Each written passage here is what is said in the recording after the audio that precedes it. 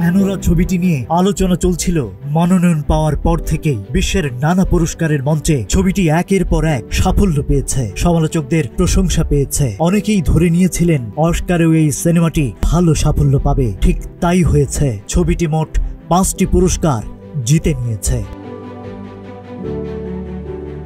তবে এরই মধ্যে ছবিটির পরিচালক শন বেকার গড়ে ফেলেছেন অনন্য এক ইতিহাস।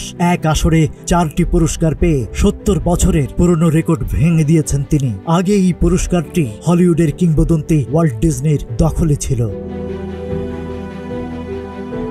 অ্যানোরা পরিচালক 97তম অস্কারের মঞ্চে best picture, best director, best editing এবং বেস্ট অরিজিনাল স্ক্রিন প্লে বিভাগে পুরস্কৃত হয়েছেন।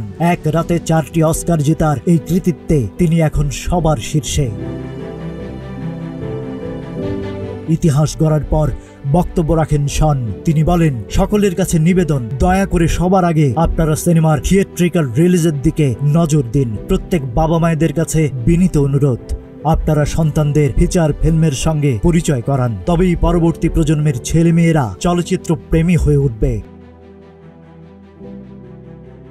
সবসময় ছেলে মেয়েদের নিয়ে সিনেমা হলে সিনেমা দেখুন, তাহলেই বড় পর্দায় সিনেমা দেখার ঐতিহ্য বজায় থাকবে। বাংলাদেশের স্থানীয় সময় সোমবার ভোরে যুক্তরাষ্ট্রের লস অ্যাঞ্জেলসের ডাবলি থিয়েটারে অস্কারের 97তম আসরে এই ঘোষণা দেয়া হয়। জমকালো এই আসরে সেরা চলচ্চিত্র, অভিনেতা, অভিনেত্রী সহ বিজয়ীদের নাম ঘোষণা করা হয়। Rajib Raihan, news flash 71।